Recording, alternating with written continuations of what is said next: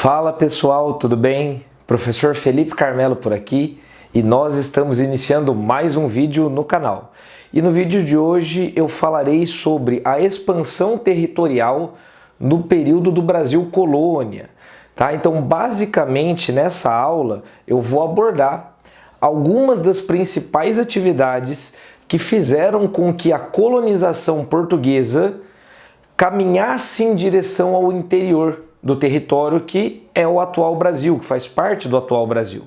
Porque durante um bom período, ali no início da colonização portuguesa, os portugueses ficaram muito restritos ao litoral, né? Então a principal atividade econômica do Brasil, ali dos anos 1500, né, até o final, vamos colocar que até a expulsão dos holandeses, a principal atividade econômica do Brasil, colônia, era a produção açucareira. E essa produção açucareira, ela ficava muito restrita ao litoral, especialmente o litoral da região Nordeste. Então, nessa aula de hoje, eu vou abordar sobre o bandeirismo ou bandeirantismo, né? Ou seja, eu falarei sobre as expedições bandeirantes, eu falarei também sobre a pecuária e sobre o tropeirismo, essas atividades que foram fundamentais para a interiorização da colonização. E, inclusive mudando o mapa, né? Falarei também de alguns tratados que foram feitos por conta dessas atividades. Mas antes de iniciar de fato o vídeo, peço para você que está assistindo a esse vídeo, curta o vídeo se achar pertinente e compartilhe com os amigos. E se não tiver inscrito no canal ainda, por favor se inscreva que vai me ajudar bastante.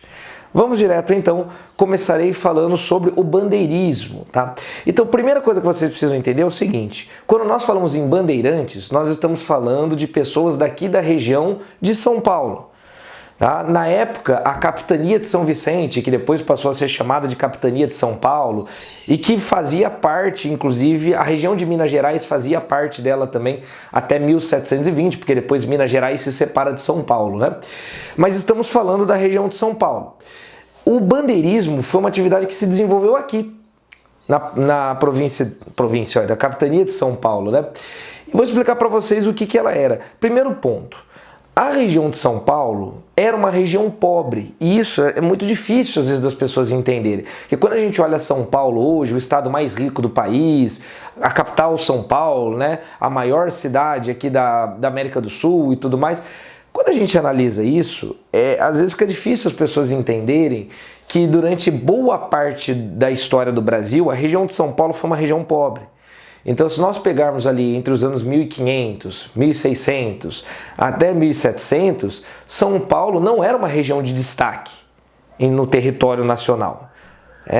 Então, é importante destacar que justamente essa pobreza da região de São Paulo, ela vai levar ao bandeirismo. Porque São Paulo, a vila de São Paulo, agora falando da cidade mesmo, né, que na época era uma vila, foi fundada em 1554 por padres jesuítas, que vieram para cá para catequizar povos indígenas. Então a região de São Paulo foi uma região que meio que fugiu do controle português, porque a região de São Paulo era uma região pobre, tinham até alguns engenhos ali no litoral, mas não era o foco principal, e a vila de São Paulo, para ser mais específico, ela não estava no litoral. Então era uma vila mais isolada, uma vila pobre, e grande parte da população da região ali da vila de São Paulo era uma população mestiça, que nós chamamos de mamelucos, que eram os mestiços, né, de portugueses, principalmente com indígenas. E essa população, justamente por ser pobre, claro, tinha uma agricultura local, o trigo era bastante produzido na região, as roças ali, eles plantavam em roças, tinha até um certo comércio local na região. Só que era uma região que não estava muito bem integrada com as outras. Então, por exemplo, a questão da escravidão. A questão da escravidão africana, ela não estava conectada à região de São Paulo. Por que isso é importante vocês entenderem? Porque como a maior parte das pessoas da região de São Paulo eram pobres, e o comércio de escravizados africanos não chegava muito bem até a região, as pessoas usavam escravos, porém usavam escravos indígenas. Era uma região que tinha muitos povos indígenas e a maioria da população era pobre, não tinha condições de comprar escravizados de origem africana porque eram muito mais caros. Algumas pessoas começaram a se especializar em entrar no interior, entrar no sertão, como era chamado, capturar indígenas e vender esses indígenas como escravos. Aí está a origem do bandeirismo.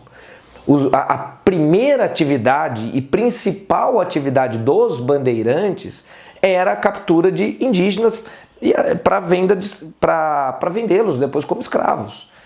Tá? E o que ajuda a entender isso, justamente o isolamento e a pobreza da região de São Paulo. No período que os holandeses invadiram o Brasil, a atividade bandeirante ela aumentou. Porque quando os holandeses invadiram o Brasil, na segunda invasão holandesa, né, ali em 1630 até 1654, os holandeses invadiram possessões portuguesas na África também e passaram a controlar o tráfico negreiro no Atlântico. Com isso, as outras regiões do Brasil não conseguiam ter acesso ou tinham um acesso muito limitado a escravos de origem africana. Começaram a recorrer a quem? Aos bandeirantes que capturavam indígena e vendiam indígenas como escravos. Então, durante as invasões holandesas, a atividade dos bandeirantes aqui na região de São Paulo ela aumentou. Só que conforme os bandeirantes atacavam o interior, esses indígenas iam recuando. Ou foram recuando para a região sul do atual Brasil, ou foram recuando para regiões cada vez mais no interior. E aí os bandeirantes também iam cada vez mais para o interior.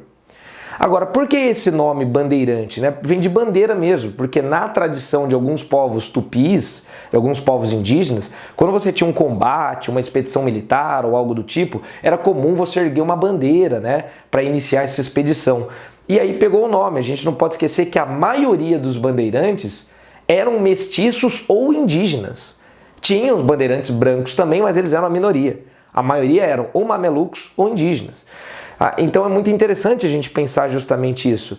Como que começa essa atividade bandeirante e como ela vai entrando cada vez mais no interior. Existiam várias atividades que os bandeirantes praticavam, tá? Eles não só entravam no sertão para capturar indígena. Essas capturas de indígenas, essas bandeiras eram chamadas de bandeiras de preação ou apresamento, que eram essas que tinham como objetivo a captura de indígenas. Mas existiam as outras também, as chamadas bandeiras de prospecção, quando eles buscavam metais preciosos. E detalhes, tá? Quando a coroa portuguesa começar a financiar alguns desses bandeirantes, as expedições que eram pagas pela coroa portuguesa vão ficar conhecidas como entradas. Mas aqui vale fazer um parênteses muito importante. As bandeiras eram expedições particulares. Isso é muito importante, tá?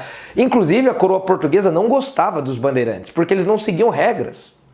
Tá? Eles atuavam, eles eram aventureiros, mercenários, né? Chame como você quiser. As pessoas pagando, eles faziam um serviço. Eles entravam no interior. Então, eram expedições particulares.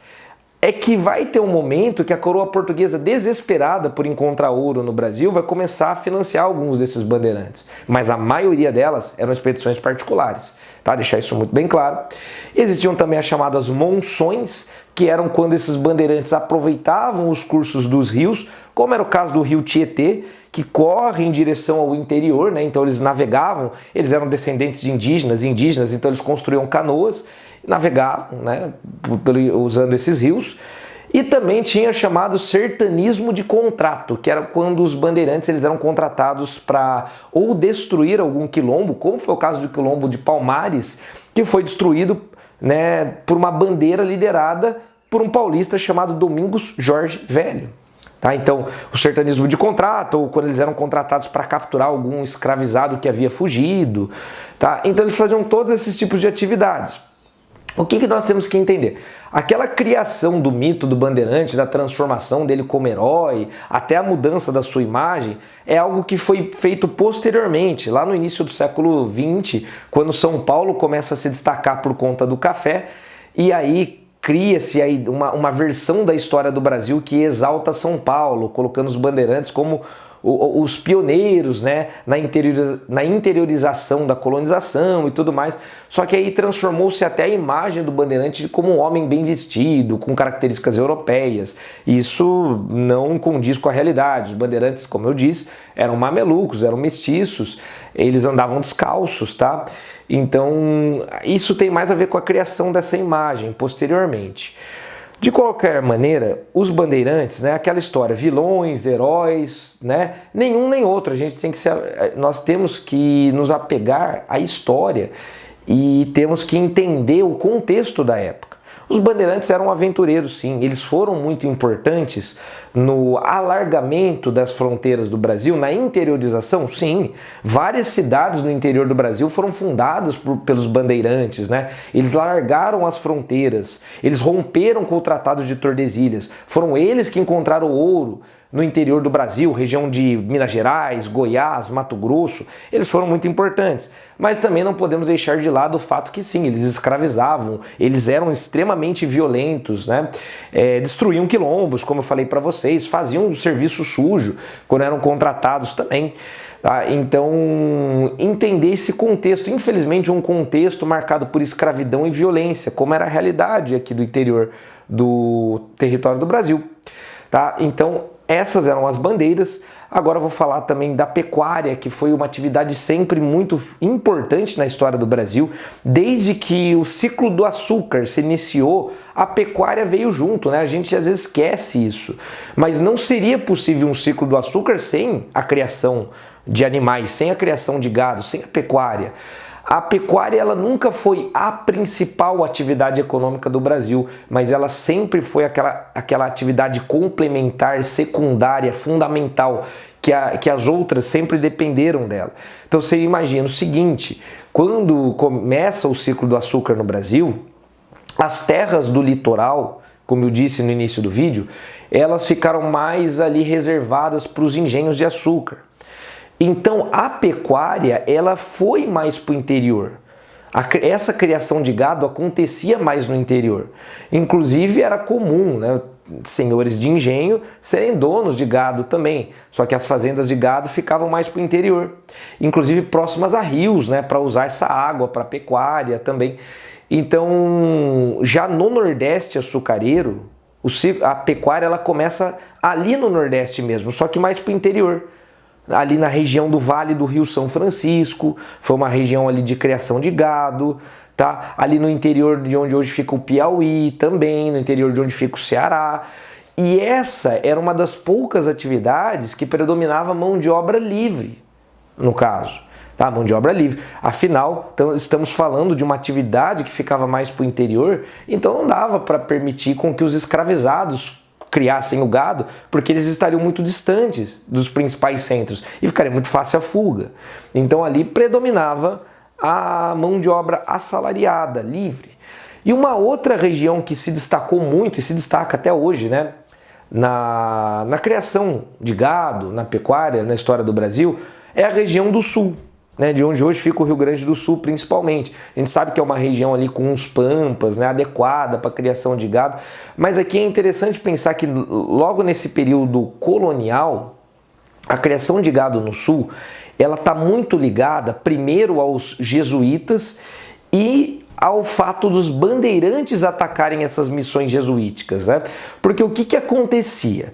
Eu comentei que a coroa portuguesa não gostava dos bandeirantes. Os bandeirantes agiam de forma particular, como eu já disse. E o que acontecia muitas vezes? Os bandeirantes, eles atacavam missões jesuíticas.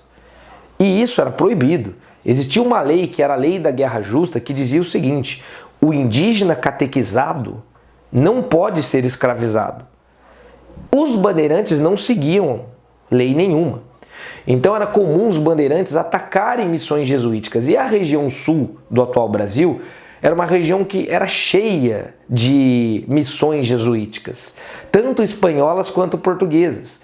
Então o que os bandeirantes pensavam? Vamos atacar as missões jesuíticas, porque aquele indígena já está pacificado, já está catequizado, já está pacificado, ele não vai resistir, e ali a gente já consegue capturar vários no mesmo local. Então eles vão, atacam, os bandeirantes eles começam a atacar muito a região de Guairá, onde hoje fica o Paraná, essas missões jesuíticas começam a descer para o território onde hoje fica basicamente o Rio Grande do Sul. Ali vão ficar os chamados 7 povos das missões jesuíticas. Os bandeirantes vão para lá também, atacam essas missões jesuíticas. E essas missões jesuíticas, era comum os indígenas, eles tinham que trabalhar, né, dentro dessas aldeações. Eles plantavam, criavam gado, então tinha muito gado nas missões jesuíticas. Então, com esses ataques dos bandeirantes, grande parte desse gado começa a ficar livre, começa a viver livre na região sul do Brasil. Vai desenvolver-se ali um gado selvagem. E aí, né, é por isso que no sul vai desenvolver aquela cultura do gaúcho, o gauchismo, que é o vaqueiro que ele chega ali e ele tem que laçar o gado, porque aquele gado está vivendo de maneira selvagem na região. Ele se desenvolveu de maneira selvagem. Então a cultura do rodeio, do laço, ela começa a nascer a partir disso, ali no Rio Grande do Sul. Então começa, depois com o passar do tempo, a se desenvolver nessa região uma elite ligada à criação do gado. E também a partir do sul do Brasil, começa a se desenvolver uma outra atividade que foi fundamental para a interiorização da colonização, que foi o tropeirismo. Porque se o sul começa a ter muita criação de gado, começa a produzir também muito a famosa carne seca, né, ali na região sul, que eles chamam de charque, algumas pessoas começam a se especializar em levar esse gado para outras regiões do país, que não era um país bem entre aspas aqui, tá, gente? Da colônia, vamos colocar aqui, né? Então, melhor, o Brasil não era um país, era uma colônia. Algumas pessoas começam a se especializar em levar carne seca, em levar gado para outras regiões da colônia e vender. Tá? Essas pessoas vão ficar conhecidas como tropeiros, né? Os tropeiros. Tropeiro vem de tropa, porque eles andavam em tropas montados em mulas, iam levando esse gado a longas distâncias, levando alimentos também, principalmente a carne seca. E os tropeiros, eles foram fundamentais, principalmente no período da mineração no Brasil. Porque quando começa aquela verdadeira corrida, aquela febre do ouro, na região, principalmente de Minas Gerais, mas Mato Grosso também, Goiás, começou a faltar alimento de tanta gente que chegava lá. Quem vai começar a levar alimento para lá? Os tropeiros. Tá? Então os tropeiros, por exemplo, eles saíam do sul e chegavam até a região de São Paulo, onde eles vendiam o gado na feira de Sorocaba. Sorocaba, a cidade de Sorocaba, se desenvolveu a partir de uma feira famosa de gado. Tinha a feira de Santana, na Bahia também. Então, olha a distância que os tropeiros percorriam. Eles saíam do sul e iam andando em tropas de mulas durante dias, né? Até ali a região de Minas Gerais, até a região de Sorocaba. Tá? Então, nesse meio caminho, muitas cidades foram surgindo também, até porque os tropeiros eles paravam em pousadas, né, para descansar, eles viajavam por dias. Então várias dessas pousadas foram crescendo depois, virando cidades. Tá? Então olha só, os bandeirantes, os tropeiros, a pecuária foram atividades fundamentais para a interiorização da colonização. E também podemos destacar aqui a busca pelas chamadas drogas do sertão na região amazônica, na região norte do atual Brasil. Né? Ali a exploração foi mais complicada, mais difícil também, e os jesuítas também tiveram uma participação importante, fundando missões jesuíticas no norte do atual Brasil, e ali eles colocavam os indígenas para buscarem as chamadas drogas do sertão. Alguns tipos de raiz, alguns tipos de frutos, né, alguns tipos de ervas, né, a baunilha, por exemplo, o cacau, o urucum, o látex, tá? Então, de uma maneira geral, essas atividades elas foram fazendo com que a colonização portuguesa fosse se direcionando cada vez mais para o interior. E aí aquela história, né? Ainda mais depois que encontrarem ouro na região de Minas Gerais, né? Que vai ser ali entre 1693 e 1694, né? As primeiras notícias das primeiras jazidas de ouro em grande quantidade no interior do Brasil, que quem encontrou foram os bandeirantes, inclusive, tá? Então, a partir de tudo isso, do bandeirismo, do tropeirismo, da criação de gado, né, da pecuária, e também depois das invasões holandesas, da União Ibérica, tudo que aconteceu, o Tratado de Tordesilhas já era letra morta. já era, né? Não existia mais, ninguém respeitava o Tratado de Tordesilhas. E aí Portugal e Espanha começaram a negociar a assinatura de novos tratados para resolver como que ficaria, né? Afinal, gente, os espanhóis, eles nunca se interessaram pelo território do atual Brasil. Afinal, desde o início da colonização espanhola na América, eles encontraram muita prata na Cordilheira dos Andes, ouro na região do México, então eles não focaram em vir para cá, porque em tese, pelo Tratado de Tordesilhas, a maior parte do território que é hoje o Brasil pertencia à Espanha, mas de fato eles não ocuparam, então quem ocupou foi o lado português. Então, aí, em 1750, Portugal e Espanha assinam o Tratado de Madrid. O Tratado de Madrid, ele se baseava num princípio que vinha do direito romano, que era o direito do ut possidetis. Hoje a gente conhece melhor isso como uso capião, né? Que esse princípio dizia o seguinte: a terra deve pertencer a quem de fato ocupou e desenvolveu algo nela. Por exemplo, se os espanhóis não tinham ocupado o território do interior do que é hoje o Brasil, né, não tinham demonstrado interesse por esse território, não tinham desenvolvido nada, e quem tinha desenvolvido esse território tinham sido os portugueses, seus descendentes, tinham fundado cidades e tudo mais, então esse território deveria ficar com Portugal. Até aí tudo bem. Só que havia uma grande disputa nesse período pelo território do sul. As fronteiras entre o que era da Espanha e o que era de Portugal, na região sul de onde hoje é o Brasil, não estavam nada definidas. Por exemplo, Portugal tinha fundado uma colônia no território onde hoje fica o atual Uruguai, a colônia de Santíssimo Sacramento. E era uma região importantíssima para a Espanha, porque a prata dos Andes era escoada por ali, passando pelo famoso Rio da Prata e chegando até o Oceano Atlântico. E a Espanha queria ter o controle dessa região, então os espanhóis começaram a ocupar a colônia de Sacramento, que tinha sido fundada pelos portugueses. Então isso foi uma disputa entre eles. Pelo Tratado de Madrid, Portugal aceitou entregar a colônia de Sacramento para a Espanha e, em troca, Portugal ficou com a região dos 7 povos das missões jesuíticas, basicamente território onde hoje fica o Rio Grande do Sul. Só que isso não durou muito tempo, tá? Inclusive logo de cara gerou um conflito, porque ali na região sul tinham muitos padres jesuítas espanhóis com povos indígenas ali, guaranis, que acabaram entrando em confronto com as tropas portuguesas que vão ocupar a região, gerando ali as chamadas Guerras Guaraníticas, em 1756, e mais uma vez os indígenas sendo massacrados, né? Dessa vez na região sul. Então, só que ninguém vai respeitar esse tratado. E aí em 1777 eles vão ter que assinar um novo tratado, o Tratado de Santo Ildefonso, né? E aí Portugal perdeu mais territórios ali na região onde hoje é o sul do Brasil, ficou com a Espanha.